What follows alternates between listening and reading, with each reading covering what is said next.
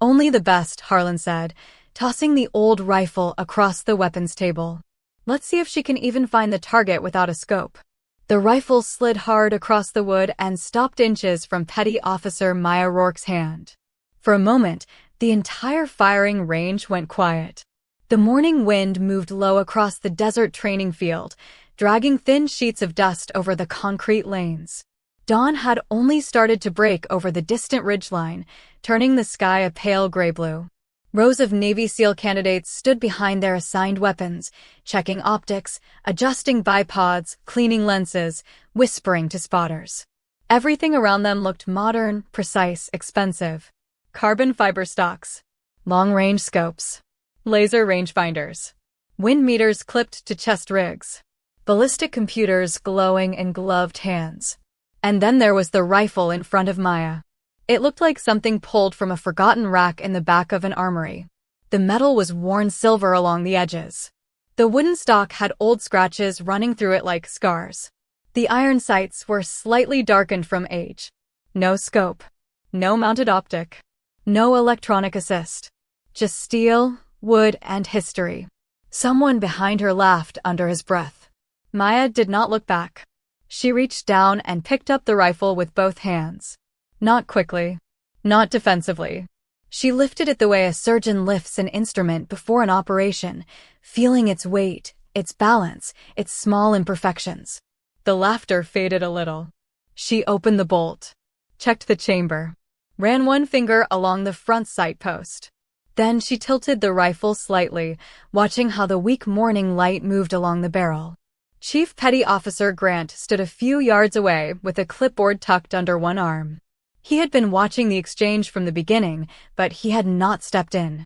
His eyes stayed on Maya, studying every movement. Most people, when insulted in front of a team, reacted. They argued. They smirked. They tried to prove something before the test even began. Maya did none of that. She simply breathed once, slow and even, and set the rifle gently against her shoulder. Before we continue, where are you watching from? Drop your city or country in the comments below, and if you believe in courage and respect, hit like and subscribe. These stories inspire change, and we're glad you're here. Now, back to Maya. The Naval Special Warfare Long Range Assessment Range sat 2 miles beyond the main training compound, cut into a stretch of dry land where the wind never stayed loyal for more than a few seconds. Instructors used it for one reason. It punished arrogance. At 300 yards, anyone with decent training could look impressive. At 600, mistakes started to show. Past 800, the rifle no longer cared about confidence. It cared about breathing, patience, wind, pulse, discipline. That morning, 12 shooters had been selected for a precision evaluation. Most were young, strong, and loud in the way men sometimes become when they have survived difficult training, but not yet learned humility. They had spent the first 20 minutes comparing gear, laughing about old rifles, and making bets about who would post the tightest grouping before breakfast. Then Maya arrived. She came without a spotter, without expensive optics, without the swagger that filled the firing line like smoke. She wore a faded field jacket over her uniform, zipped halfway up against the cold. Her dark hair was tied back in a regulation bun, and her face carried the calm, unreadable look of someone who had learned not to waste energy on rooms that had already made up their minds. At 5'5", she was not the largest shooter there. She was not the loudest. And to men like Harlan Price, that meant she was easy to dismiss. Harlan was 26, broad-shouldered, and proud of the sniper tab he had earned 6 months earlier. He had the kind of confidence that came from being praised too early and corrected too gently. His rifle was new, polished, and fitted with a scope that cost more than most sailors made in a month. When Maya had walked to the line, Harlan had looked her up and down, then glanced at the empty slot beside the older training rifles. Guess they ran out of real equipment, he had said. A few of the others laughed. Maya had heard him. Everyone had. She had kept walking. That bothered him more than if she had answered.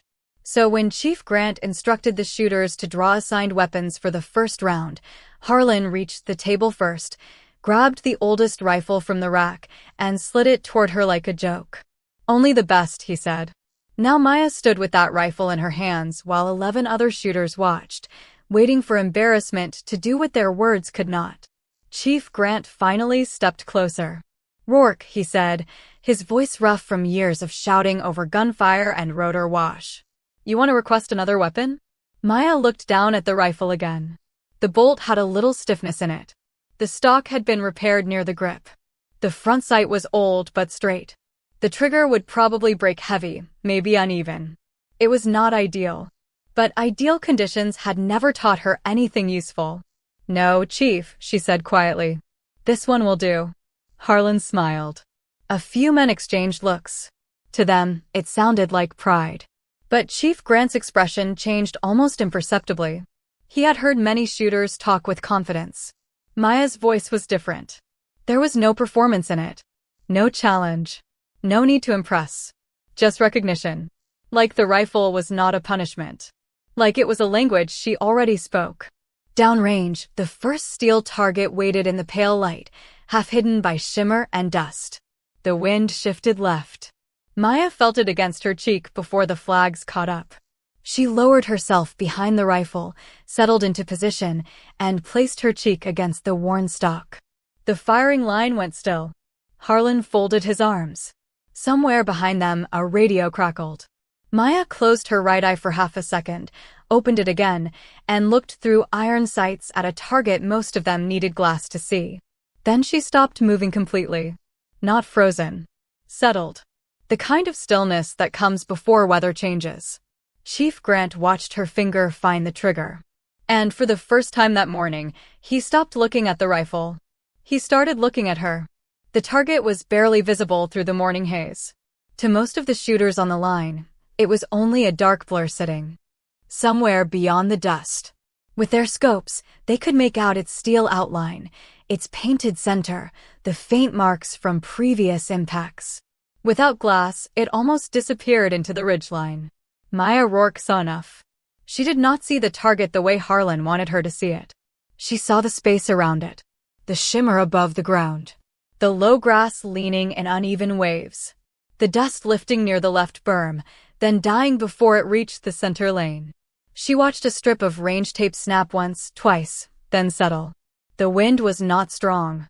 It was dishonest. That was worse. Behind her, Harlan gave a quiet laugh. "She's taking a long time to miss." A few men chuckled. Maya heard it, but her breathing did not change. Chief Grant stood behind the firing line, one hand resting on his clipboard. He did not tell Harlan to be quiet. Not yet. Some lessons worked better when arrogance was allowed to speak freely. "Shooter ready?" Grant called. Maya did not lift her head. "Ready. Send it." The range held its breath. Maya exhaled halfway, waited for the small pause between heartbeats, and pressed the trigger. The rifle cracked. The recoil pushed into her shoulder, heavier and rougher than the newer rifles around her. Dust jumped beneath the muzzle. The sound rolled across the flat ground and came back from the berm in a hard echo. No one spoke. Far downrange, the steel plate gave a faint, delayed ring. The spotter sitting beside Chief Grant lowered his scope slightly, as if he wanted to confirm what he had just seen. Then he touched his radio. "Impact," he said. "Center mass." The silence after those words was cleaner than the gunshot. Harlan's smile stayed on his face for 1 second too long. Then it faded. Maya opened the bolt, caught the spent casing in her palm, and set it neatly beside her shooting mat. No celebration. No smirk. No glance over her shoulder to see who had stopped laughing. She reached for the next round. One of the younger shooters shifted his weight. "Lucky hold," Harlan muttered. Maya slid the next cartridge into the chamber. Chief Grant looked toward him. "You got something to add, Price?" Harlan straightened a little. "No, Chief. Just saying, first shot can fool people." Grant's eyes narrowed. "Then I guess we better not stop at one." The wind moved again. This time it came from the right, light at the firing line but stronger downrange. Maya felt the difference along the side of her face. She adjusted almost nothing. A fraction of shoulder pressure. A breath held 1 beat longer. The rifle settled back into the same pocket against her body. Harlan watched with forced patience. He wanted her to rush. He wanted her to get angry. He wanted her to prove that the first shot had been a mistake dressed up as talent. Maya gave him none of that. She fired. Another crack. Another delay. Another clean ring from the steel. The spotter leaned in harder behind the glass. Impact. Slight left of center. The line went quieter. Not silent yet. Silence meant belief. They were not there. They were in the uncomfortable space before belief, where people began searching for excuses. Bad target paint. Weak wind. Coincidence. Old rifle maybe sighted better than expected. Maybe the distance looked farther than it was. Harlan stepped forward, jaw tight. Chief, with respect, that target's too close for evaluation. Anyone can get lucky twice at that range. Chief Grant did not answer immediately. He looked at Maya. She was still behind the rifle, still calm, still waiting. Her eyes remained downrange, not on the men judging her. Grant turned toward the range tower. Move her to lane 7. The spotter paused. Chief. Lane 7, Grant repeated. 800. A low murmur moved through the line. 800 yards changed the room, even outdoors. It took away easy confidence. It made expensive optics useful and weak fundamentals obvious. With iron sights, in shifting wind, it was the kind of distance most shooters would call unreasonable. Harlan's mouth twitched into a smile again. There it was. The correction. The humbling. The moment the joke would become real. Maya stood, picked up the old rifle, and walked to lane 7. No one missed the way she moved. She did not carry the weapon like borrowed equipment anymore. She carried it low and steady, muzzle controlled, fingers indexed, every step measured. Not dramatic. Not slow for effect. Professional. Chief Grant noticed. So did two of the older instructors standing near the ammunition table. One of them, Senior Chief Bell, stopped writing on his score sheet. He had gray at his temples and the permanently tired eyes of a man who had spent half his life watching young operators confuse courage with noise. Who is she? Bell asked quietly. Grant did not answer. Not because he did not know. Because he was starting to wonder why her file had arrived with so many black lines across it. Maya lowered herself at lane 7. The target looked smaller now. Almost imaginary. She checked the iron sights again, not because they had changed, but because ritual mattered. The old rifle had a rhythm. Heavy bolt. Slight drag. Hard break. Honest recoil. Nothing about it was forgiving, but nothing about it lied either. Harlan stepped closer behind the safety line. You know, he said, loud enough for the others, there's no shame in asking for glass. Maya adjusted her left elbow in the dust. Wasn't planning to. You can't even see the scoring rings from here. No, she said. That answer made him smile. Then Maya added, but I know where they are.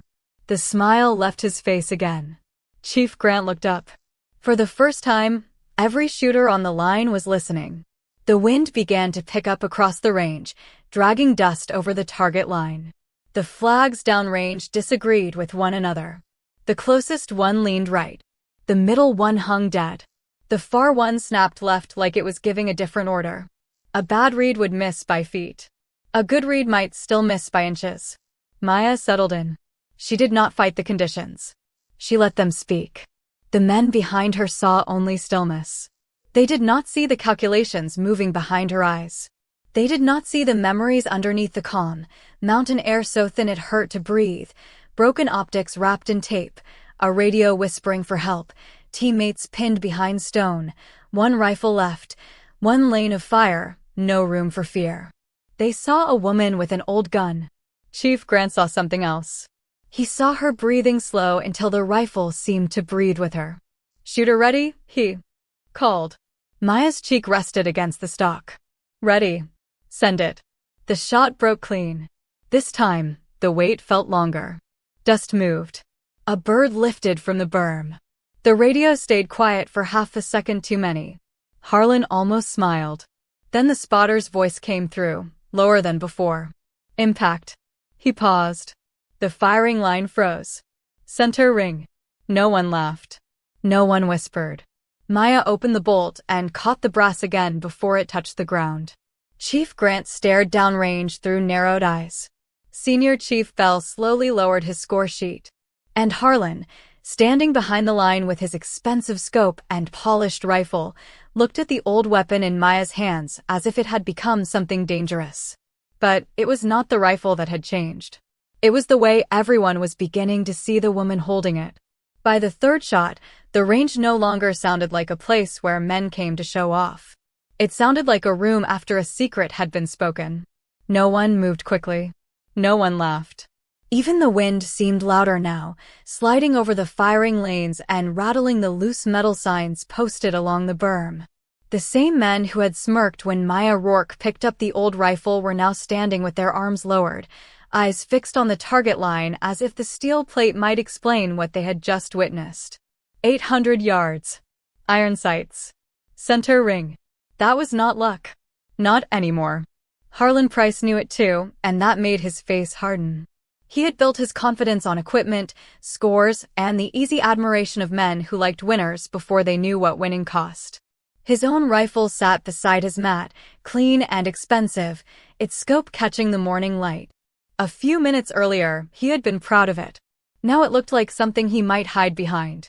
Chief Grant walked toward Maya's lane, boots grinding softly in the dust. He stopped just behind her shoulder, close enough to see the old rifle, but not close enough to crowd her. "Rourke," he said. Maya kept her eyes downrange.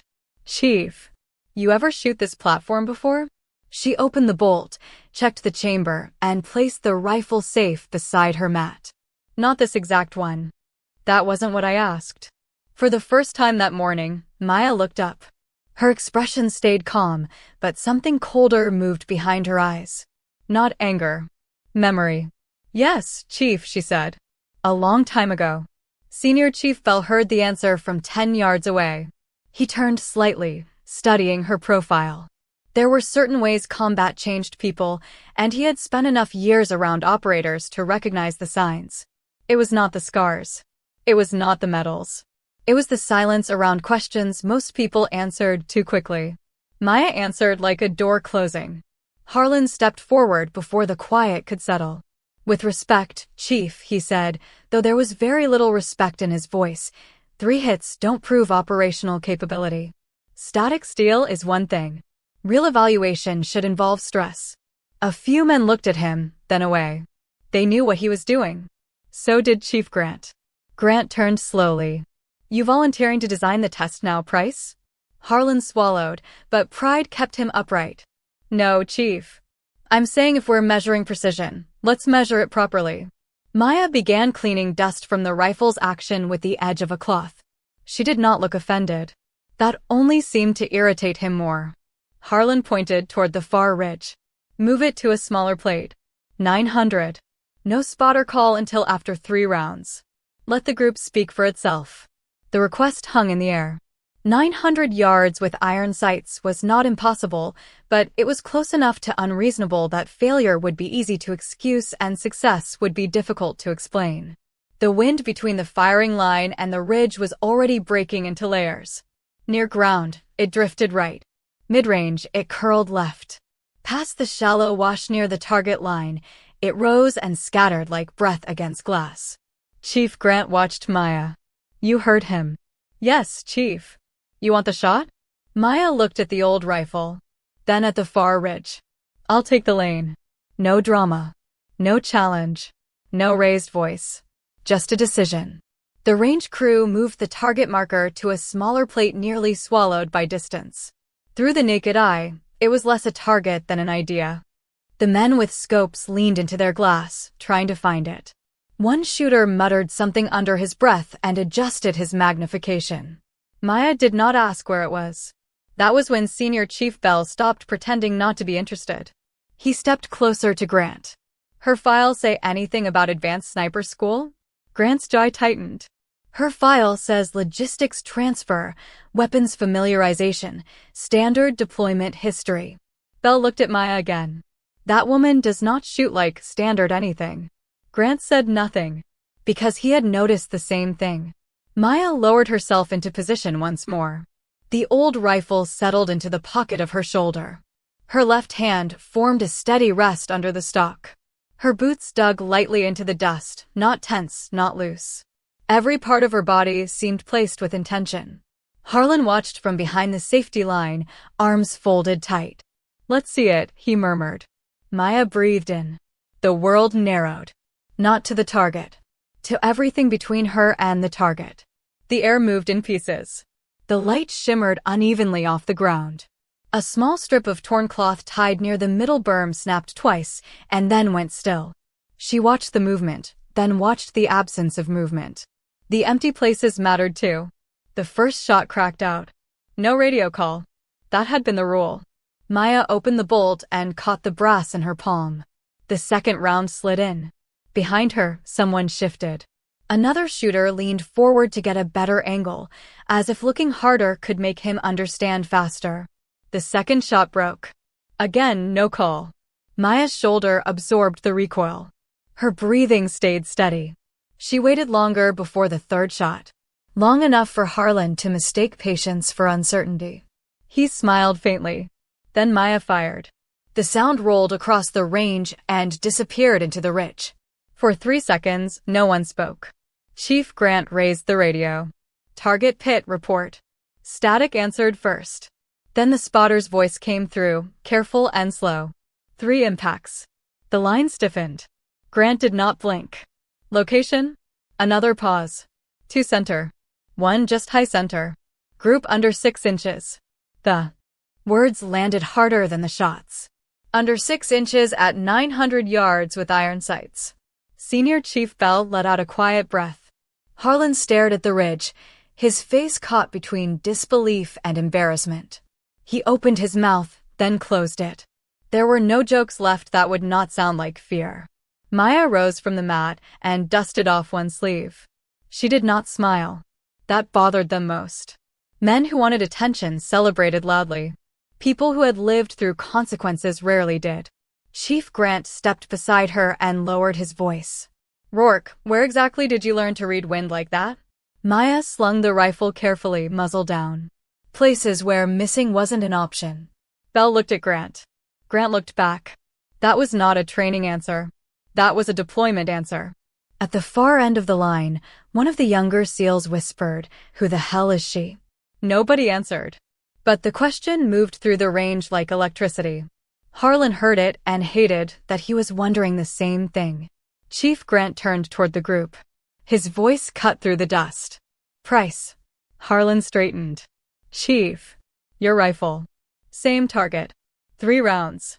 The color shifted slightly in Harlan's face. He glanced toward the ridge. Then at his scoped rifle. Then at Maya's old weapon, still resting calmly in her hands. "With my optic, Chief?" Grant stared at him. "You said real evaluation should involve stress." A few men looked down. Harlan walked back to his mat, jaw clenched. He got behind his rifle and adjusted his scope. The equipment was excellent. The glass was clear. The target, once he found it, sat sharp inside the reticle. But now his pulse was in the way. His first shot missed low. The second struck the outer edge. The third missed completely when the wind shifted across the wash. No one laughed at him. That somehow made it worse. Harlan stayed behind the rifle, staring through the scope long after the last shot had gone. Chief Grant let the silence do its work. Then he looked toward Maya. She had not watched Harlan fail with satisfaction. She had been watching the wind. As if the lesson was never about him. As if it had always been about the shot.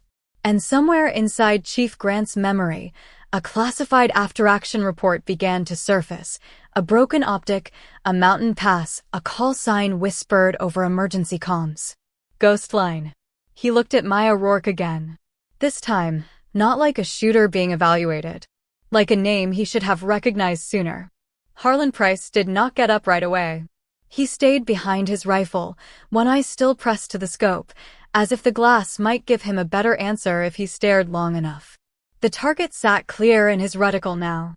Still. Small. Unforgiving. He had the better rifle. The better optic. The better conditions. And he had still missed. Behind him, no one said a word. That silence was worse than laughter. Laughter could be challenged. Silence had weight. Silence meant everyone had seen enough to understand, and no one wanted to be the first to say it. Chief Grant let the moment stretch. Dust rolled across the firing line in a thin brown sheet. A brass casing near Maya's boot trembled slightly as the wind moved over it. The old rifle rested against her shoulder, muzzle down, worn wood dark against the sleeve of her field jacket. She looked neither proud nor surprised. That was what unsettled Grant most. Every shooter had a relationship with success. The young ones chased it. The insecure ones performed it. The dangerous ones treated it like a tool. Maya Rourke had just done something most of the line could not explain, and she looked as if she were waiting for the next instruction. "Price," Grant said. Harlan finally lifted his head. "Chief. Clear your weapon." "Yes, Chief." The words came out flat. Harlan removed the magazine, opened the chamber, and showed clear. His movements were correct, but slower than before. The sharp confidence had drained from his shoulders. He stood and stepped back from the mat, avoiding the eyes of the others. Grant turned to the rest of the shooters. Everyone on this line came here believing equipment would separate the best from the rest. No one moved. Grant's voice remained even. Equipment matters.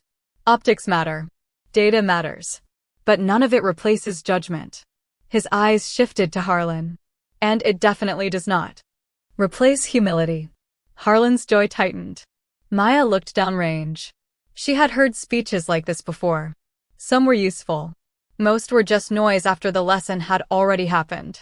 The range had taught them what it needed to teach. Steel did not flatter anyone.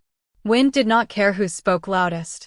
Senior Chief Bell walked toward the weapons table, took a tablet from one of the instructors, and scrolled through the roster again.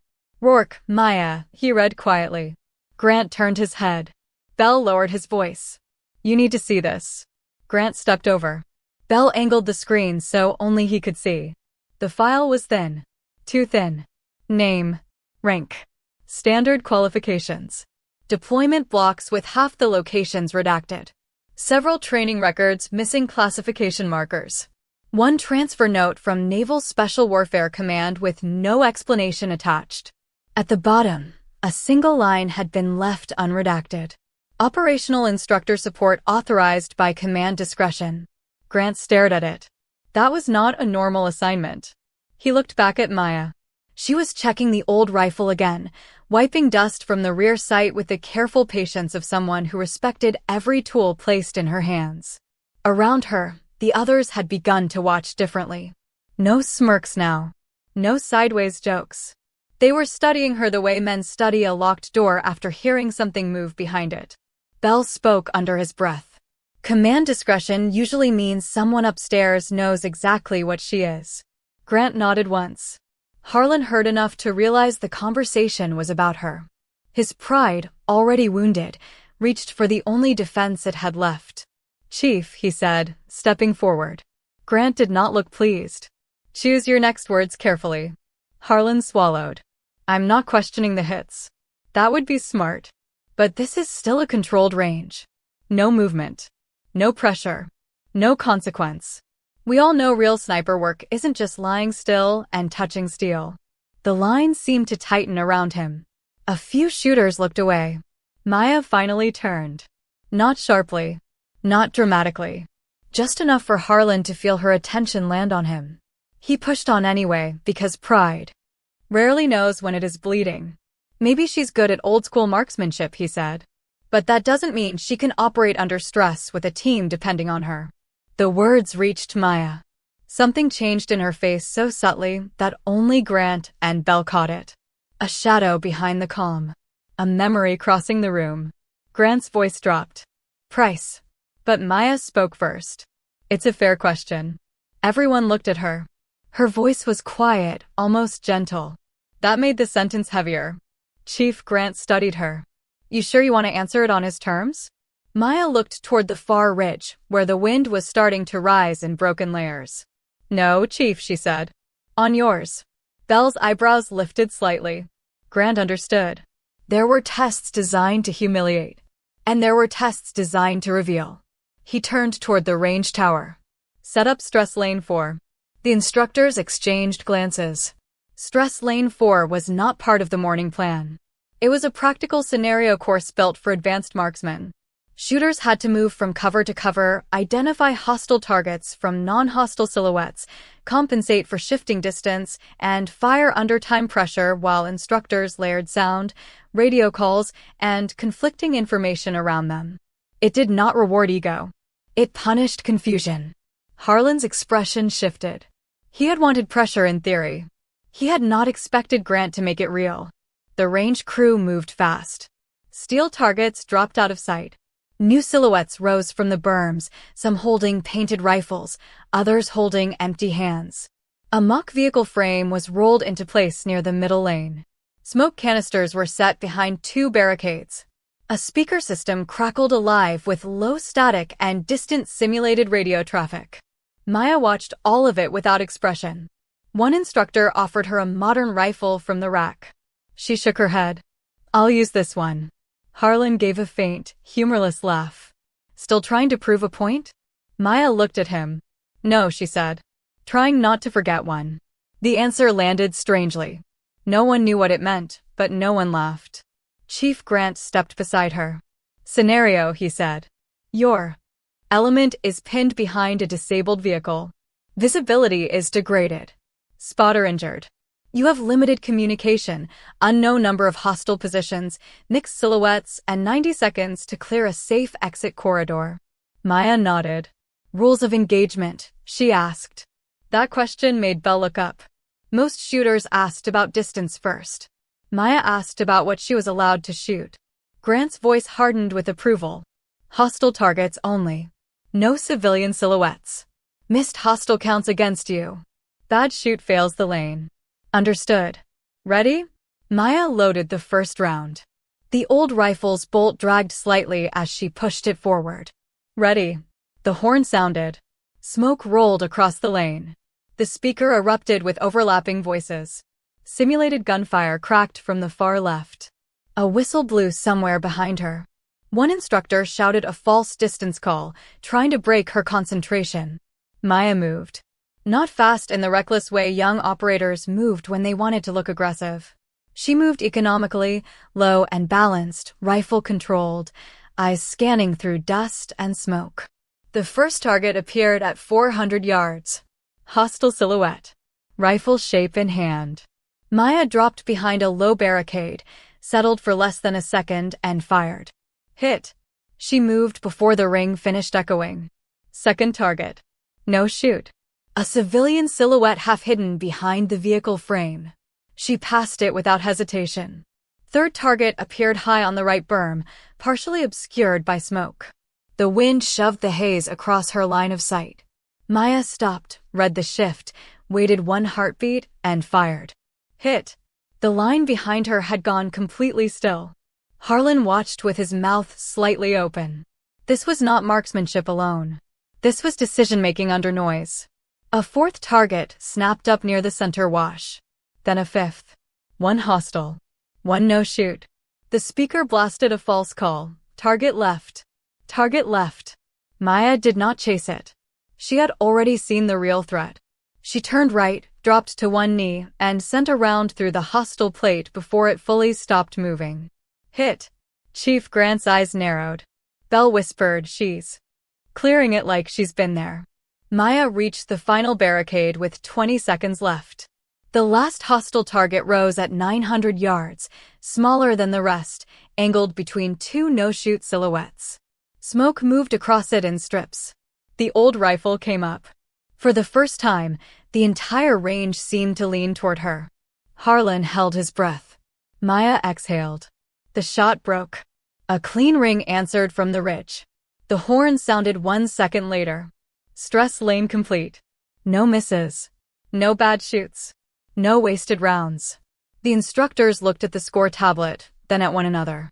Chief Grant lowered his clipboard slowly. Senior Chief Bell was no longer hiding his reaction. And Harlan Price, who had asked whether she could operate under pressure with a team depending on her, stood in the dust with the answer sitting in front of him. Maya cleared the rifle and set it gently on the table. Not like a trophy. Like a promise kept. Grant walked toward her, his voice lower now. Rourke, he said. That call sign in your file. Maya's hand paused on the rifle stock. Grant watched her carefully. Ghost line. The name changed the air. Senior Chief Bell looked at her fully now. Two older instructors stopped moving. Somewhere behind the firing line, a sailor whispered, "Wait." Ghost line was real. Maya did not answer. She did not have to. Chief Grant finally understood why the file had been so thin. Some records were incomplete because people forgot. Others were incomplete because someone made sure they survived that way. The name Ghost line did not echo across the range. It moved quieter than that.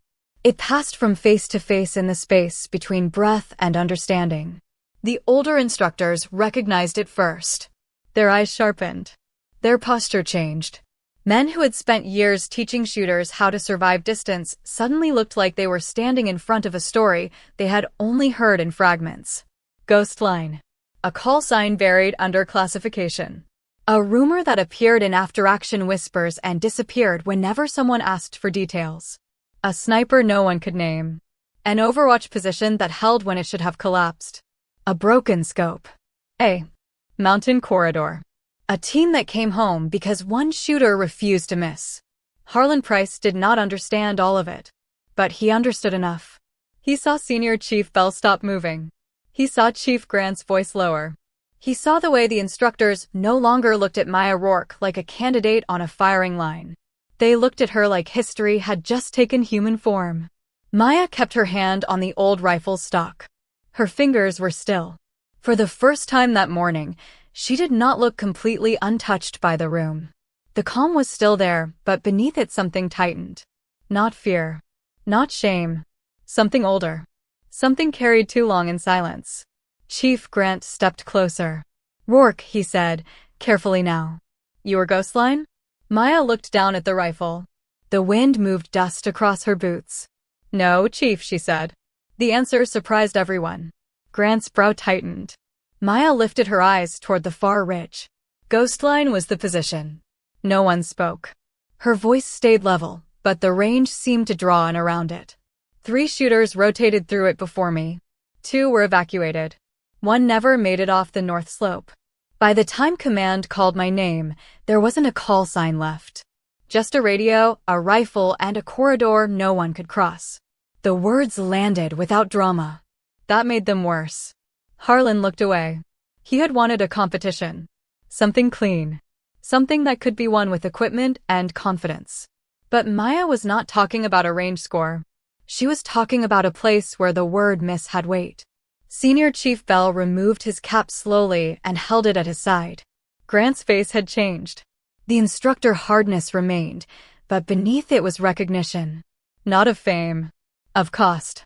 Maya continued, not because she wanted to explain, but because the name had already opened a door. It was Operation Blackcurrant. Mountain Pass. Bad weather. Bad intel. Our element went in expecting 2 hostile marksmen and a light security screen. She paused. The wind snapped one of the flags downrange. There were more. No one asked how many.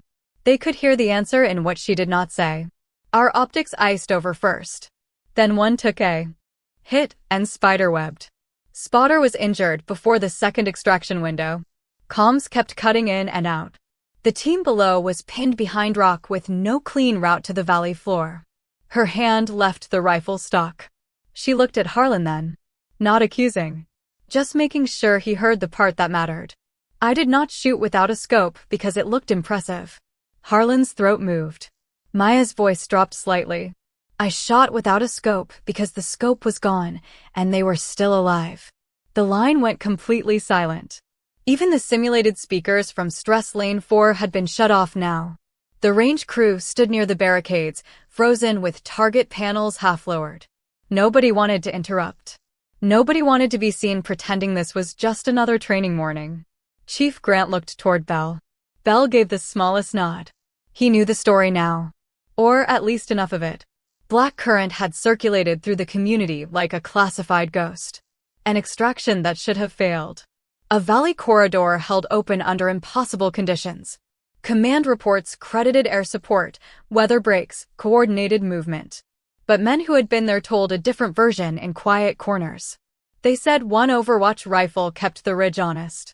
They said every time the team moved, a hostile muzzle disappeared. They said Ghostline never asked for help. And now that rifleman stood in front of them, wearing a faded field jacket and holding the oldest weapon on the table because a young man had thought humiliation would be funny. Harlan stepped back half a pace. The movement was small, but everyone saw it. Maya did too. She turned away first. That somehow spared him. Chief Grant cleared his throat, but when he spoke, his voice was no longer the same voice he used for evaluation. "How many rounds?" he asked. Maya looked at him. "Chief." "At Blackcurrant. How many did you fire from that position?" Maya's eyes moved toward the ridge again. For a few seconds, she seemed to be seeing something beyond the training range. Snow against stone. Broken radio traffic. Breath turning white in the dark. A stock pressed into a bruised shoulder. A trigger becoming the only bridge between living and lost. 31 confirmed, she said. 34 fired. Bell closed his eyes for half a second. 3 misses, maybe. Or 3 warning shots. Or 3 rounds used for something only the people on that mountain would understand. Grant did not ask. Some questions were not owed answers. One of the younger shooters whispered, barely audible, 31. Harlan stared at the ground. His earlier words came back to him now with a cruelty he had not intended for himself. Maybe she can hit the dirt. Maybe she can hit the dirt. The sentence seemed to hang around his neck. Chief Grant turned slowly to the entire line. Listen carefully, he said. Every shooter straightened. What you saw this morning was not talent alone. Talent is common. Discipline is rare. What you saw was discipline under insult, discipline under pressure, discipline under memory. His eyes found Harlan. And some of you mistook silence for weakness because you have not yet learned the difference between quiet and empty. No one looked at Maya. They looked at themselves. That was the real punishment. Maya reached for the old rifle and began clearing dust from the action again. The task was unnecessary. The weapon was already safe. But movement gave her hands something simple to do. Something present. Something that did not belong to the mountain pass. Harlan took 1 step forward. Then stopped.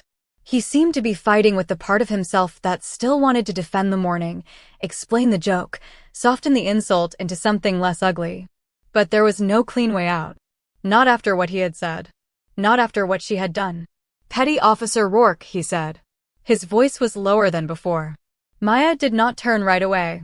When she finally looked at him, her expression gave him nothing.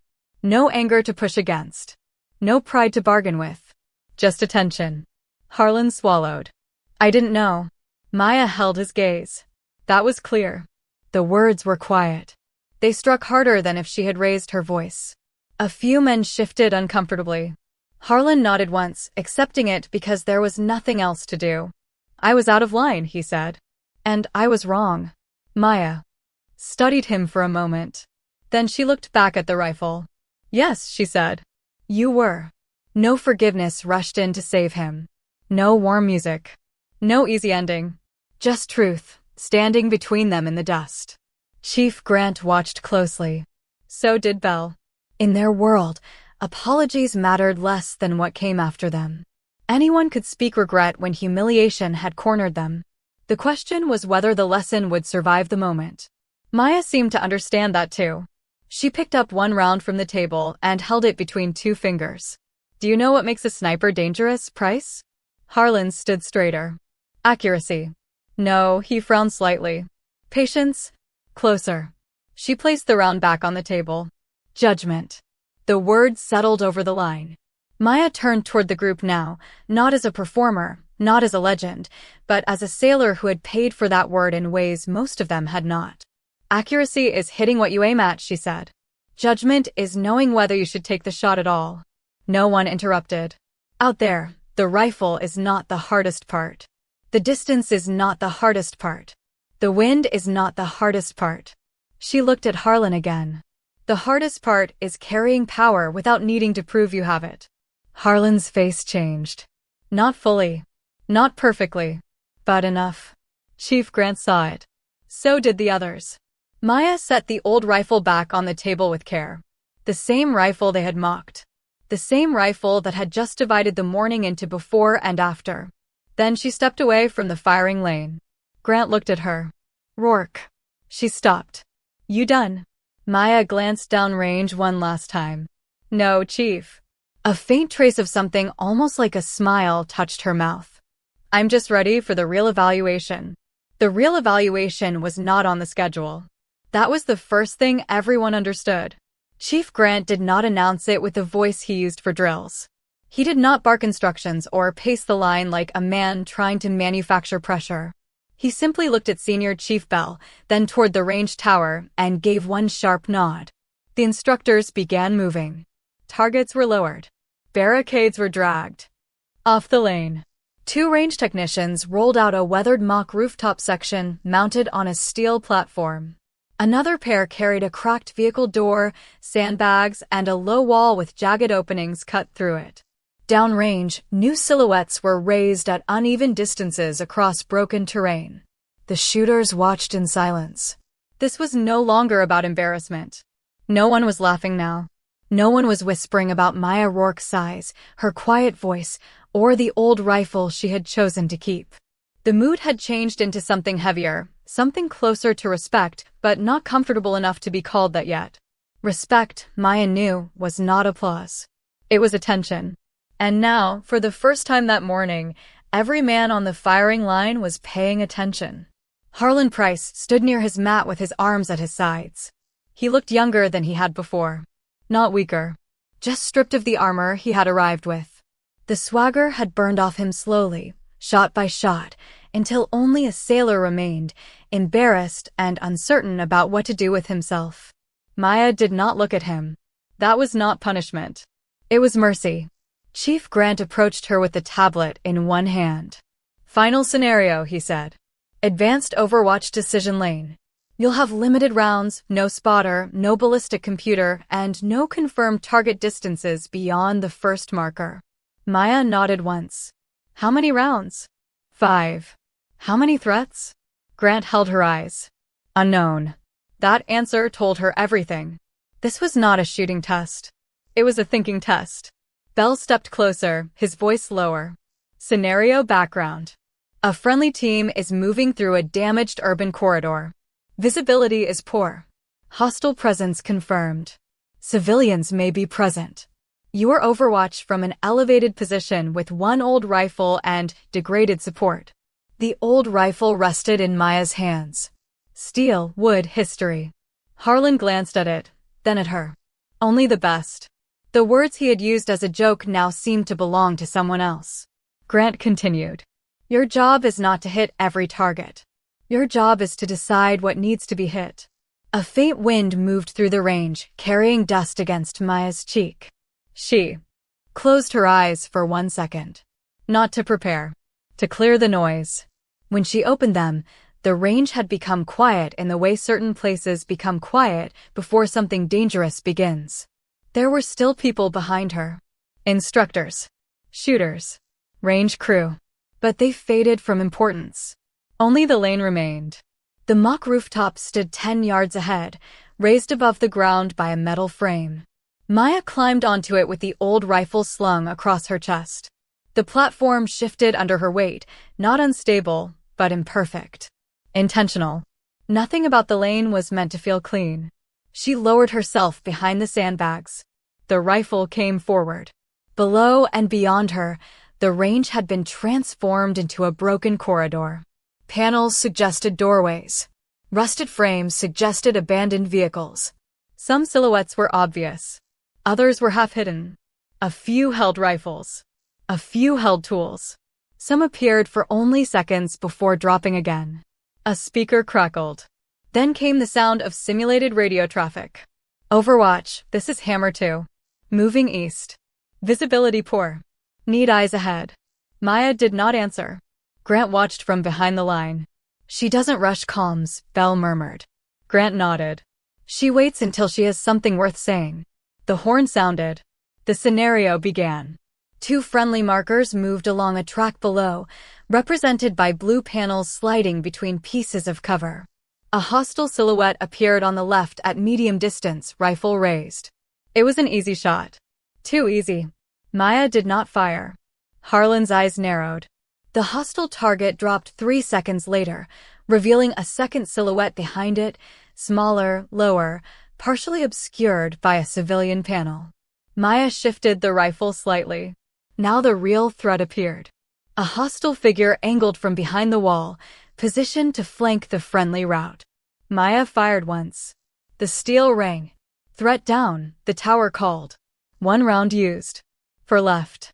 The blue friendly markers continued moving. A second target snapped up on the right, close to the friendly path. It held something long and dark. Several shooters behind Maya leaned forward, expecting the shot. Maya held. 1 second. 2. The silhouette turned slightly with the movement of the track. Not a rifle. A shovel. No shoot. She passed it. Harlan looked down. He had almost whispered shoot. He was grateful he had not. Another radio burst filled the air. Overwatch, Hammer 2 taking contact. Unknown source. Need immediate suppression. The word immediate was meant to pressure her. Maya ignored the panic inside the recording and searched for geometry. Contact had a shape. Ambush had angles. A rifleman did not simply exist. He needed line of sight, cover, escape. She scanned windows, gaps, shadows, the spaces where a patient enemy would wait. Then she saw it. Not the target. The mistake. A thin movement behind a broken vehicle frame at the far end of the lane. Barely visible. Just enough. She adjusted for wind, held high, and fired. The target rang from behind the frame. Several men behind her exhaled at once. 2 rounds used. 3 left. Grant's expression did not change, but his grip on the tablet tightened. Bell looked at him. That was not visible from the line. No, Grant said. It wasn't. Maya opened the bolt slowly. The brass came back warm into her palm. She placed it beside the sandbag without looking. The third threat appeared high in a window cutout near the ridge. It was distant, partially hidden, rifle painted clearly across the chest. Any shooter on that line could justify taking it. Maya settled the sights. Then stopped. Something was wrong. The target's angle was too obvious. Its position too exposed. A decoy placed to pull the eye upward while the real danger moved below. She lowered the rifle half an inch. There. A hostile silhouette rose near the friendly markers, close enough that hesitation could cost the scenario. It appeared between 2 civilian panels, visible only through a narrow gap. Maya's breathing disappeared. The shot cracked. The steel answered. 3 rounds used. 2 left. The range behind her stayed frozen. No one needed Grant to explain what had happened. They had all seen the window target first. Most of them would have taken it. Most of them would have felt right doing it. Maya had not. Because judgment was not the same as confidence. The simulated radio changed. Civilian movement ahead. Repeat, civilian movement ahead. The lane became crowded. 3 silhouettes rose at different distances. 1 armed. 1 unclear. 1 civilian. Dust moved across them in a sudden gust, blurring the shapes. Harlan watched Maya instead of the targets now. There was no wasted motion in her. No hunger to prove the legend. No need to turn black currant into a performance. She was simply working. That was when he understood the part that hurt. She had never been competing with him. Not for 1 second. The armed target moved behind a civilian silhouette. Maya did not fire. It appeared again. Still no shot. The friendly markers moved closer to the danger zone. Grant's eyes flicked to the clock. Bell whispered, "She's running out of time." Maya waited. The wind shifted. The armed target stepped clear for less than a second. Maya fired. Hit. 4 rounds used. 1 left. The final target did not appear immediately. The lane went quiet except for static and wind. Maya stayed behind the rifle, eye aligned with the iron sights, body relaxed into the rooftop platform. The old wood pressed against her cheek. The rifle was warm now. Familiar. Honest. Then the last silhouette rose. Far ridge. Small. Hostile weapon visible. Clear shot. Too clear. Maya did not move. Harlan blinked. Chief Grant leaned slightly forward. The friendly markers below kept moving toward the exit corridor. The far target remained exposed, practically inviting the shot. Still, Maya waited. Then, at the edge of the lane, a second figure appeared behind a low wall. Not armed. Civilian. The far hostile target was positioned so that a miss, a pass-through, or even a bad angle could endanger the no-shoot. Maya lowered the rifle. The timer dropped under 10 seconds. Grant said nothing. Belle's face tightened. The lane demanded a final shot. The score wanted completion. The audience wanted the ring of steel. Maya gave them none of it. The horn sounded. Scenario complete. One round remained unfired. For a moment, nobody knew how to react. Then the tower operator's voice came over the speaker. Lane result. 4 threats neutralized. 0 misses. 0 bad shoots. 1 correct hold. Correct. Hold. The phrase settled over the range like a verdict. Chief Grant lowered the tablet. Senior Chief Bell looked at Maya with something close to pride. Harlan closed his eyes for a second. That final unfired round had taught him more than all the hits. Maya stood, cleared the rifle, and climbed down from the platform. She placed the remaining cartridge on the weapons table beside the old rifle. Not firing it had been the hardest shot of the morning. Chief Grant walked toward her. Why didn't you take the last target? Maya looked at the far ridge. Because the mission was to clear a safe corridor, she said. Not to satisfy the lane. Bell smiled faintly. Grant nodded once. Behind them, Harlan stepped forward, slower this time. No performance. No audience voice. Petty Officer Rourke. Maya turned. He looked at the rifle, then at her. I thought being good meant taking the shot no one else could take. Maya waited. Harlan swallowed. But you knew when not to. Maya studied him for a moment. The wind moved between them, carrying dust and the smell of spent powder. That's where most people learn too late, she said. Harlan nodded, and this time he did not look away. Chief Grant turned toward the line. Gather around. The shooters moved in, not with the restless energy they had carried at dawn, but with the quiet focus of people who had realized the lesson was not over. Grant picked up the old rifle from the table. This weapon was given to Petty Officer Rourke as a joke, he said. No one looked at Harlan, but everyone knew. Grant continued. She used it to remind you that tools do not create discipline. Pressure does not create character. It reveals it. He handed the rifle back to Maya. She accepted it with both hands. Then Senior Chief Bell spoke. Some of you came here wanting to be called elite, he said. Start by learning how to be quiet enough to listen. The words hit the line with more force than shouting. Maya looked at the shooters gathered before her. The same men who had laughed. The same men who now waited. And for the first time that morning, she addressed all of them. Long-range shooting is not about distance, she said.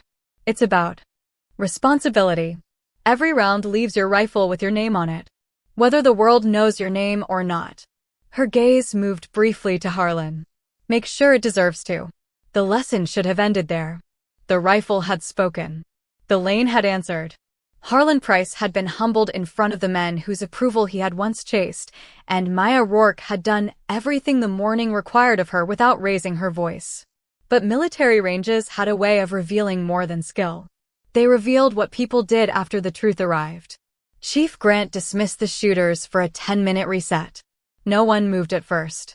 They stood around the weapons table as if leaving too quickly would disrespect what had just happened. Then, slowly, the line broke apart. Some men went to refill canteens. Others checked their rifles with unusual care. A few gathered near the target tablet, replaying the final scenario in low voices, trying to understand the decisions they had missed while watching the obvious targets. Harlan stayed where he was. The old rifle rested on the table between him and Maya. He stared at it for a long moment. Earlier, it had looked like a joke to him. A relic. A punishment disguised as equipment. Now every scratch in the wood seemed to accuse him of not knowing the difference between old and useless. Maya stood beside the table, wiping dust from the receiver with a cloth. She had already cleared the weapon twice. The habit was not about safety anymore. It was about respect. Harlan stepped closer. Not too close. Petty Officer Rourke, he said. Maya did not stop cleaning. Price. He took a breath. I owe you more than what I said earlier. She glanced at him. The wind moved across the range, lifting a thin line of dust between them. Behind Harlan, two of the younger shooters pretended not to listen. Maya folded the cloth once and set it beside the rifle. "You owe the team better than what you said earlier," she replied. Harlan absorbed that. It would have been easier if she had made it personal. Easier if she had thrown his words back at him, humiliated him properly, given him something to resent. But she did not hand him that escape. She made it about the team. That left him nowhere to hide. "Yes, ma'am," he said quietly. Maya's eyes stayed on him.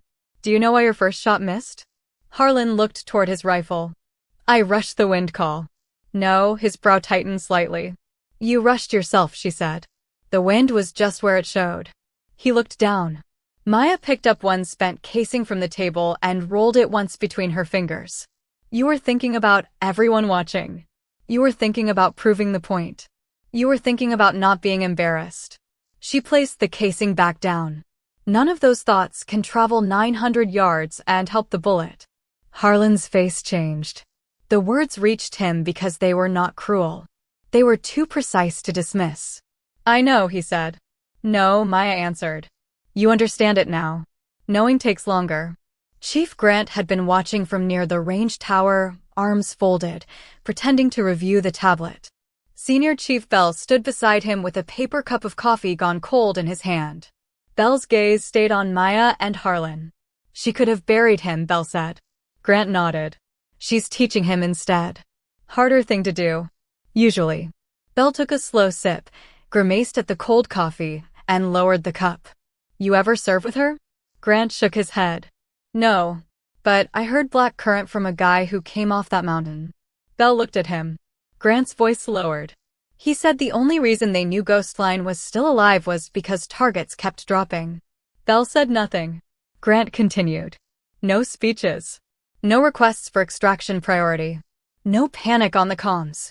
Just a voice every few minutes saying, 'Move now.'" Bell looked back at Maya. "She doesn't look like someone who wants that story told." "No," Grant said. "She looks like someone who wants it to have meant something." Across the range, the reset whistle blew once. The shooters began moving back toward the line, but Chief Grant raised a hand. "Hold." Everyone stopped. Grant walked to the center of the firing area. His boots left shallow prints in the dust. The morning had warmed now, but the air still carried that dry edge that made every breath feel earned. "Change of plan," he called. The shooters straightened. Harlan turned from Maya. Grant pointed toward the equipment table. "Paired drills. 2-person Overwatch problem. 1 shooter. 1 caller. Limited time. Mixed targets. You will rotate roles." A few men exchanged surprised glances. Paired drills required trust. They required listening. They exposed ego faster than solo shooting because no one could succeed alone while pretending the other person did not matter. Grant looked at Harlan. "Price. Your first caller." Harlan nodded. "Yes, Chief." Grant's eyes moved to Maya. "Rourke. Shooter." No one spoke, but the pairing landed heavily. Harlan looked at Maya, then down at the dust. Maya showed no reaction. Bell stepped forward with the scenario board. "Your friendly element is moving through a dry canal. Enemy markers will appear from 3 sectors. Caller identifies priority threats and gives corrections. Shooter engages only on confirmed calls unless immediate danger is observed." He looked at Harlan. "That means your mouth matters." Harlan nodded once. "Yes, Senior Chief." Bell handed him a pair of binoculars. Not the best set on the table. A basic field pair, scratched along the edges. Harlan accepted them without complaint. That was the first sign the lesson had started to settle. Maya moved to the firing mat with the old rifle. Harlan positioned himself slightly behind and to her right, close enough to call corrections, far enough not to interfere. It was the place a spotter stood when he understood the rifle was not his. The horn sounded. The first target rose on the left ridge. Harlan lifted the binoculars too fast, then caught himself. "Left sector," he called. 600. Hostile. Clear lane. Maya adjusted, breathed, fired. Hit. Harlan exhaled. "Good impact," he said, quieter than before. Second target rose near center. Harlan started to speak, then stopped. A civilian silhouette moved behind it half a second later. "No shoot," he called. "Hold. No shoot." Maya held. The civilian dropped. A hostile emerged from the right, partially exposed. Harlan shifted. Right sector. 750. Wind pushing left to right. Hold half left. Maya made the correction. The shot cracked. Steel rang. Harlan looked almost startled that his call had worked. Maya did not praise him. Not yet. A third target appeared high on the ridge. Harlan found it quickly. High center. Armed. He paused. Something in the angle bothered him now. A little earlier that morning, he would have called it immediately. He would have wanted the speed, the authority, the proof that he could see and decide. Now he waited. The target shifted, revealing a second silhouette behind a low wall. "Decoy," he said. "Hold. Real threat lower center, near wall." Maya's eyes stayed through the sights. "Confirm." "Confirmed." "Lower center. Narrow window." Maya fired. "Hit." This time, Harlan did not smile. He simply nodded, eyes still scanning. Maya noticed. So did Grant. The drill continued. The pair moved through 6 targets, then 8. Harlan's first calls were tense, but they sharpened as he stopped listening to himself and started reading the lane. He no longer filled the air with useless words. He learned to say only what Maya needed. Distance. Wind. Priority. Hold. Clear. Each word carried weight because he finally understood that a bad call could be more dangerous than no call at all. Near the end of the lane, 2 hostile silhouettes appeared at once, one closer and obvious, the other farther, but angled toward the friendly markers. Harlan saw the close one first. His mouth opened, then closed. Maya waited. 3 seconds left on the exposure. Harlan made the decision. "Far target first," he called. Immediate threat to friendly. Close target blocked by cover. Far target first. Maya shifted. The rifle fired. Far steel rang. She cycled the bolt and moved to the close target as it cleared the obstruction. Second shot. Second ring. The horn sounded. Bell checked the score tablet. Lane complete. No misses. No bad calls. The words hit Harlan differently than praise. He lowered the binoculars slowly. For the first time all morning, he looked relieved without looking proud. Maya cleared the rifle and sat back from the mat. Harlan turned toward her. "Thank you," he said. She looked at him. "For what?" "For trusting my call." Maya studied him for a moment. "I didn't trust your call." Harlan blinked. "I trusted that you had started looking at the target instead of yourself."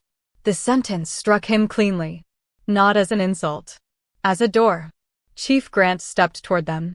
"That's the difference between confidence and discipline, Price." Harlan nodded. "Yes, Chief." Grant glanced at Maya. "Run it again?"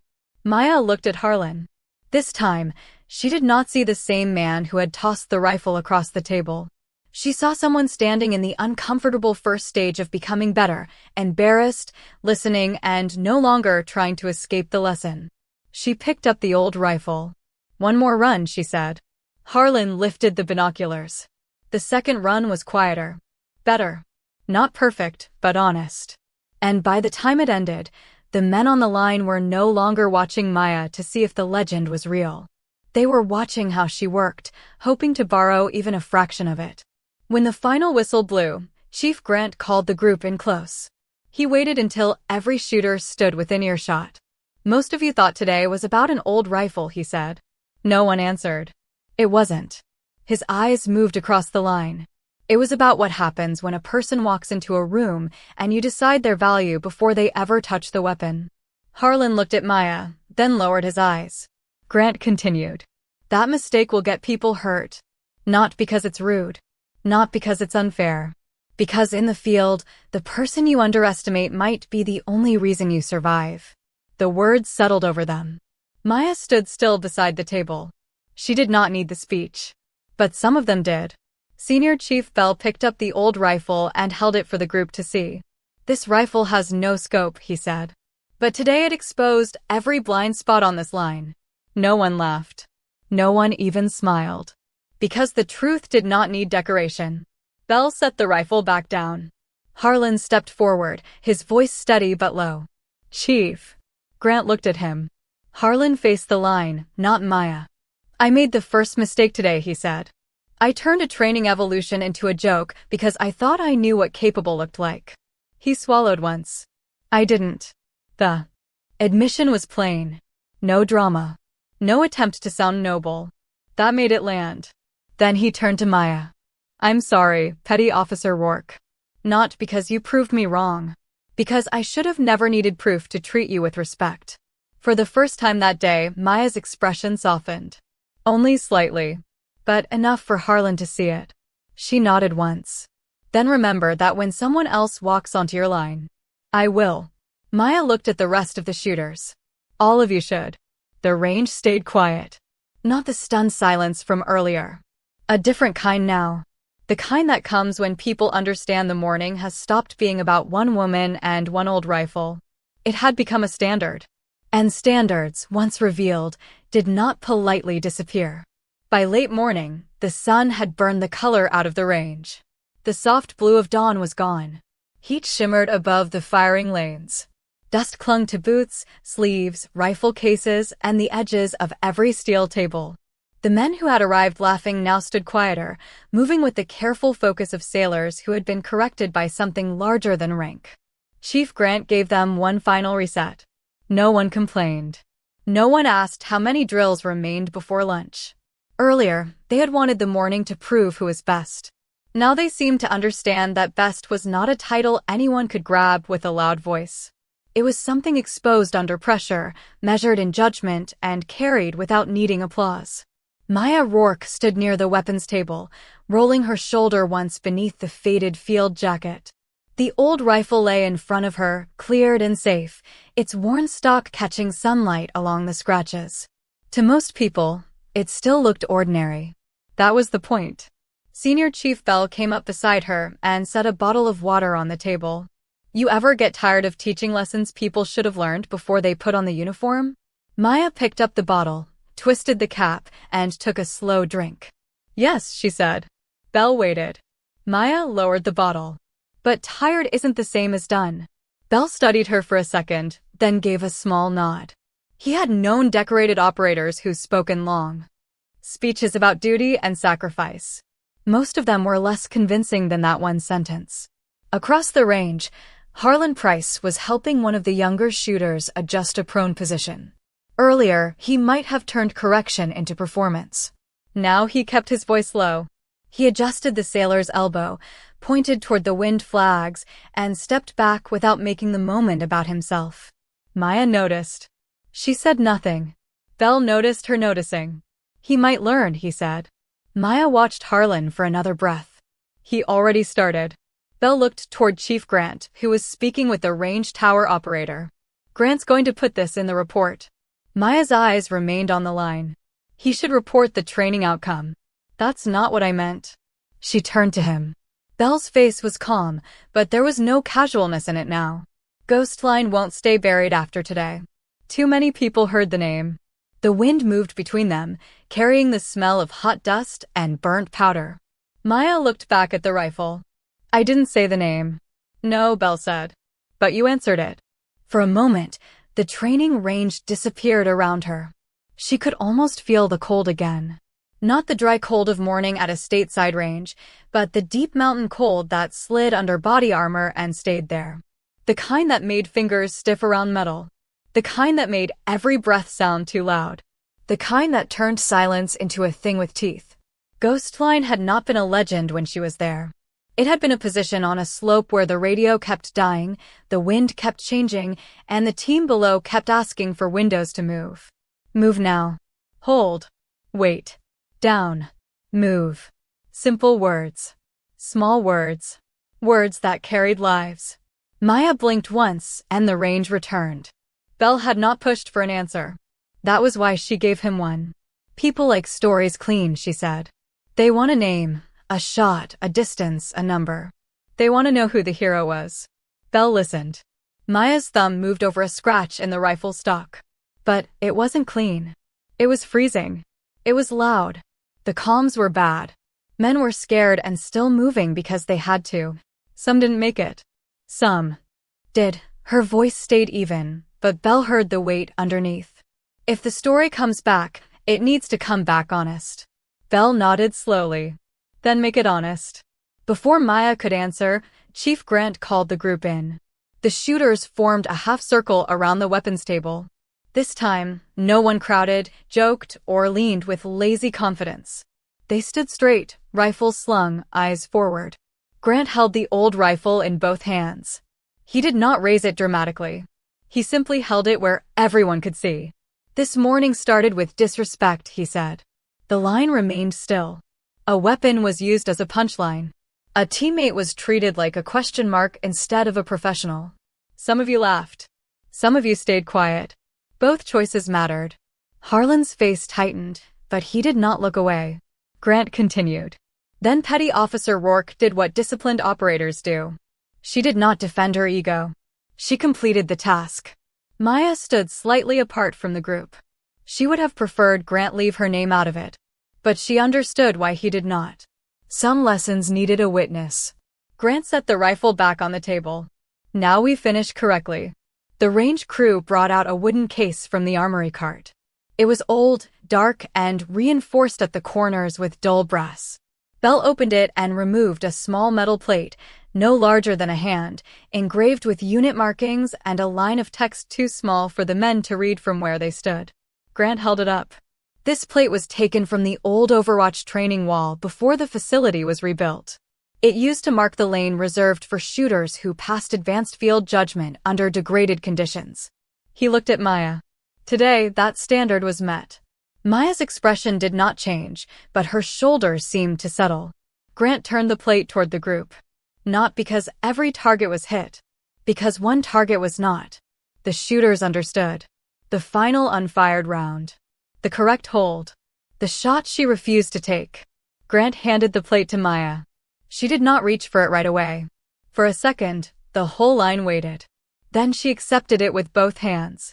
The metal looked small in her palms. Too small, maybe, to carry the weight the room had placed on it. But symbols were like rifles. Their value came from what people did with them. Harlan stepped forward. Chief, he said. Grant looked at him. Harlan's voice was steadier than before. Request permission to speak. Speak. Harlan turned to the group. I was the one who slid that rifle across the table. No one moved. I thought I was making a joke. I wasn't. I was showing everyone where my discipline stopped. The sentence cost him something. Maya heard it. So did Grant. Harlan continued, Petty Officer Rourke didn't owe me a lesson. She gave one anyway. I won't forget it. He faced Maya. Neither should they. For once, he did not sound like a man trying to repair his image. He sounded like a man trying to mark the moment so it would not disappear when the range emptied. Maya looked at him for a long second. Then she nodded. Good, she said. Now make it useful. Harlan straightened. Yes, ma'am. Belle almost smiled. Grant turned to the shooters. Each of you will run the judgment lane again this week. Different rifles. Different partners. Different stressors. You will not select your equipment. You will not select your teammate. A few men exchanged glances, but none complained. Grant's voice sharpened. And before anyone touches a weapon, they will inspect the person beside them with the same seriousness they inspect their rifle. You will know their strengths. You will know their limits. You will not assume either. Maya looked across the line. That part mattered. In the field, assumptions became gaps. Gaps became casualties. A team that underestimated its own people had already weakened itself before the first shot. Belle stepped forward now. One more thing. The men shifted their attention. Belle pointed to the old rifle. That rifle stays in rotation.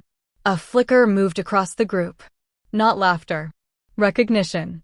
Belle continued, every shooter who thinks he's too advanced for it will start with it. Harlan glanced at the rifle. Then, unexpectedly, he raised his hand. Senior Chief. Belle looked at him. I'll take first rotation. The range went still again. Not shocked this time. Measuring. Belle studied him carefully. You understand what that means? Yes, Senior Chief. No optic. No excuses. Yes, Senior Chief. No audience performance. Harlan's eyes flicked briefly to Maya, then back. Understood. Belle nodded.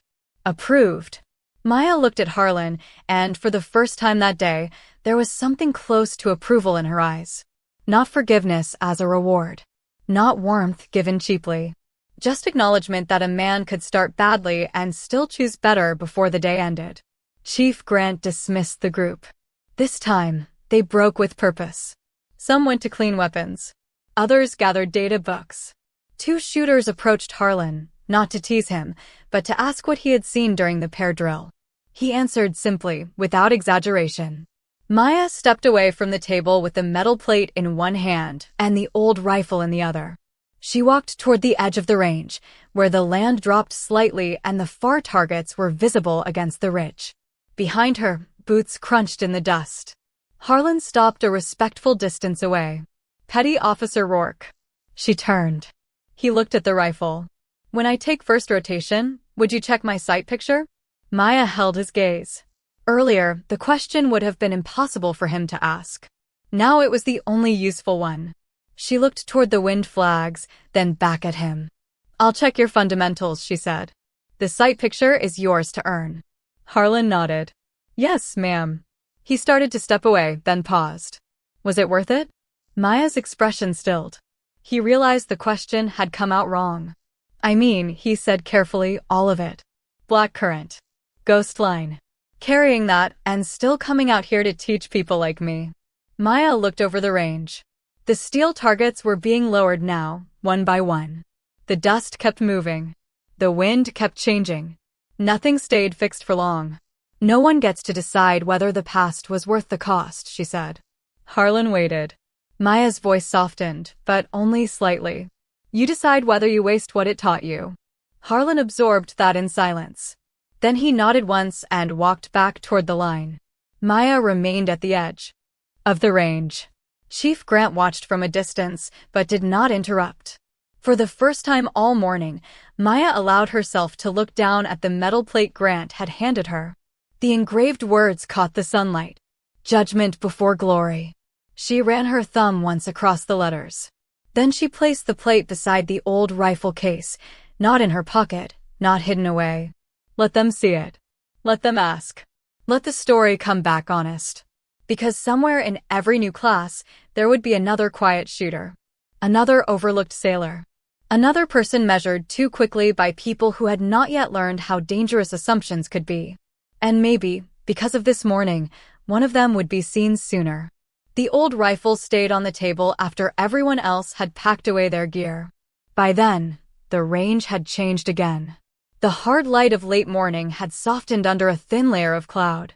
The wind still moved across the lanes, but it no longer felt like an enemy.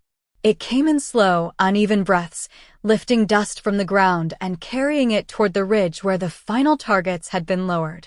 The shooters stood in formation near the weapons line. No one had ordered them to. Chief Grant had dismissed the evaluation 15 minutes earlier, but nobody had rushed for the trucks. Nobody had laughed their way back to the compound or started arguing scores. They remained there because some mornings did not end when the schedule said they ended. Some mornings left a mark. Harlan Price stood at the front of the group, his rifle case at his feet, his hands folded behind his back. He looked tired now, but not defeated. There was a difference. Defeat made a man smaller. Correction, when accepted, made him quieter. Maya Rourke stood beside the old rifle case with the engraved plate resting on top. Judgment before glory. She had read the words once, then set them where everyone could see them. Not as a trophy. Not as proof that she had won anything. Winning had never been the point. The point was whether the lesson would travel farther than the bullet. Senior Chief Bell approached the group first. He looked across the faces of the shooters, pausing just long. Enough on each man to make them stand a little straighter. You came here for a precision assessment, he said. You got one. No one answered. Bell's voice stayed low. Just not the kind some of you expected. Chief Grant stepped forward next, holding the tablet with the morning's scores. He did not read them. Everyone already knew who had hit what. Numbers mattered, but today they were not the record that would survive. Grant shut the tablet off. Scores will be posted at the compound, he said. Training notes will be filed. Corrective assignments will be issued. His eyes moved briefly to Harlan. And some of you will spend the next month learning why humility is not a personality trait. It is an operational requirement. Harlan did not flinch. That mattered. Maya noticed, though she gave no sign. Grant turned slightly toward her. Petty Officer Rourke. She faced him. Chief. Anything to add? The question placed the range in her hands. All morning, people had spoken about her. Mocked her. Challenged her. Named her. Remembered pieces of a story she had never asked to carry in public. Now they waited for her voice. Maya looked at the shooters. She saw the same line from Dawn, but not the same men. Arrogance had not vanished. It never disappeared that quickly. But it had been interrupted. That was sometimes enough. A person could build from interruption. She stepped beside the old rifle and rested one hand lightly on the worn stock. When I was younger, she said, I thought respect was something people gave you when you proved you were good enough. The wind moved softly through the range flags. I was wrong. No one shifted. Respect is not a reward for performance. It is the minimum you owe the person standing beside you before the work begins. The words landed plainly. No music. No speech-making. Just truth.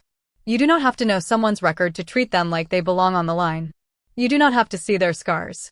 You do not have to hear their call sign. You do not have to wait for them to save someone before you decide they're worth listening to. Her gaze moved across the group, and for a moment it stopped on Harlan. He held her eyes. This time, there was no defiance in him. Maya continued. Because one day, the person you dismissed may be the person reading wind for you. The person calling your movement. The person holding a corridor open when everything else fails. Harlan swallowed once. Several men looked down. Not from shame alone. From understanding. Maya lifted the old rifle from the table. She held it horizontally, balanced across both palms. This rifle had no scope, she said. That made some of you think it had no value. She looked at the scratches along the stock. But it was straight. It was safe. It did what it was built to do when handled correctly. She set it down again. People are not so different. Chief Grant's expression did not move, but Belle glanced at him and saw the look in his eyes. Pride, restrained by discipline. Maya stepped back from the table. That is all. For several seconds, nobody spoke. Then Harlan moved. He stepped out from the line and walked toward the weapons table. Not fast. Not dramatic. He stopped in front of Maya and stood at attention. Petty Officer Rourke, he said. Maya faced him. Harlan's voice carried enough for everyone to hear. I disrespected you before I knew you. Then I tried to defend it after you had already proven me wrong. His jaw tightened, but he did not look away. I apologize. Fully. No excuse. Maya studied him. The range waited. She did not rush to rescue him from the discomfort. Discomfort was doing useful work. Finally, she nodded. Accepted. Harlan exhaled quietly. But Maya was not finished. Now earn the change. Yes, ma'am. He turned toward the table and picked up the old rifle carefully, with both hands this time. No toss. No smirk. No joke. The difference was small. It was also everything. He looked at Chief Grant. Permission to clean and return this weapon before first rotation, Chief. Grant nodded once. Granted. Harlan carried the rifle to the cleaning station as if it had weight beyond wood and steel. The other shooters watched him go. One by one, they began moving too. Not away from the lesson, but into it. 2 men went to help reset the old rifle case. Another asked Senior Chief Bell about the judgment. Lane. A younger sailor approached Maya and, after a nervous pause, asked how she had read the final wind shift at 900. Maya answered him. Not warmly. Not coldly. Clearly. She pointed toward the range flags, then toward the low wash, then to the strip of dust that had moved before the visible wind caught up. The young sailor listened as if the explanation mattered more than his pride. That was how the morning finally began to repair itself. Not with one apology. With changed behavior. Chief Grant watched the line break into small pockets of work and instruction. Bell stood beside him. Think it sticks? Belle asked. Grant looked toward Harlan, who was cleaning the old rifle in silence while another shooter watched. With some of them, Grant said. Belle nodded. Some is better than none. Maya heard that as she passed behind them. She paused. Some is how standards start, she said. Then she walked toward the far edge of the range. The old targets were down now. The ridge looked empty, almost peaceful. Anyone driving by would see only dirt, steel frames, wind flags, and a few sailors gathering equipment under a pale sky. They would never know what had happened there. They would not know that a joke had become a test. That a rifle without a scope had exposed more than distance. That a woman everyone underestimated had reminded an entire line of trained men what discipline looked like when it did not ask permission to enter the room. Maya stood alone for a moment, looking toward the far berm. In her mind, another ridge flickered and disappeared. Snow. Static. Stone. Move now. Hold. Wait. Down. Move. She breathed through it once, then let the present return. Dust. Sunlight. Steel. A training range. A rifle made safe. A group of sailors learning to see. Behind her, Harlan's voice carried faintly from the cleaning station. Don't force the bolt, he told the younger shooter beside him. Feel where it catches. Listen to the weapon. Maya almost smiled. Almost. Chief Grant approached, but stopped a few feet away, giving her space before he spoke. Command will ask about Ghost Line. Maya did not turn. I know.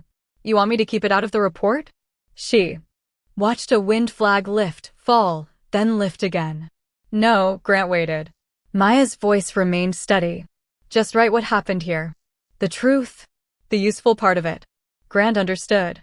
Truth could become legend too quickly if people polished the paint off it. The useful part was harder. It required honesty without worship. Memory without performance. Respect without turning a person into a statue. He nodded. I can do that. Maya looked at him then. Thank you, Chief. Grant hesitated. Then, with quiet formality, he stood a little straighter. Thank you, Petty Officer Rourke. It was not for the shooting. They both knew that. Maya accepted it with a small nod. At the cleaning station, Harlan finished wiping down the old rifle. He inspected the chamber, checked the sights, and returned it to the case with both hands. Then he placed the engraved plate inside the lid, where the next shooter would see it before touching the weapon.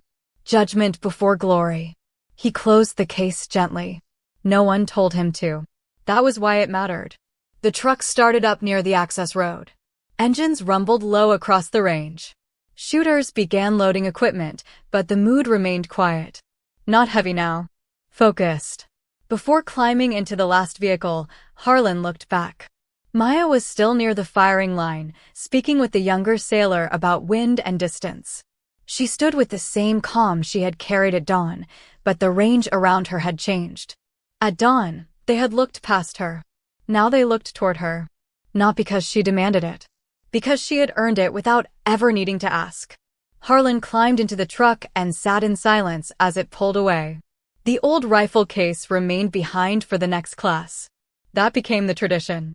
Every new shooter who arrived too proud for basic lessons was handed that rifle first. Some complained. Some laughed nervously.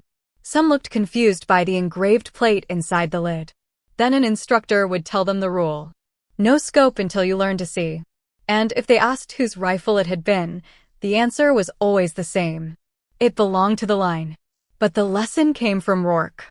Years later, men who had stood on that range would remember the morning differently. Some remembered the 900-yard shot. Some remembered the stress lane. Some remembered the final round she refused to fire. Harlan remembered the moment she accepted his apology and gave him no easy way out except to become better. Chief Grant remembered the silence after the word ghost line. Senior Chief Bell remembered what Maya said near the end. Some is how standards start. And Maya Rourke remembered something else. Not the humiliation. Not the applause that never came. Not even the look on their faces when the steel rang. She remembered the young sailor asking how to read wind. She remembered Harlan cleaning the rifle carefully. She remembered the old plate placed where the next person could see it. That was enough. Because respect did not arrive as thunder. It arrived in small corrected actions, in quieter voices, in hands that stopped throwing and started carrying, in eyes that learned to look again. And on that range, under a pale sky with dust moving across the lanes, a group of Navy shooters learned that the scope could help them find a target. But only discipline could teach them what was worth aiming at.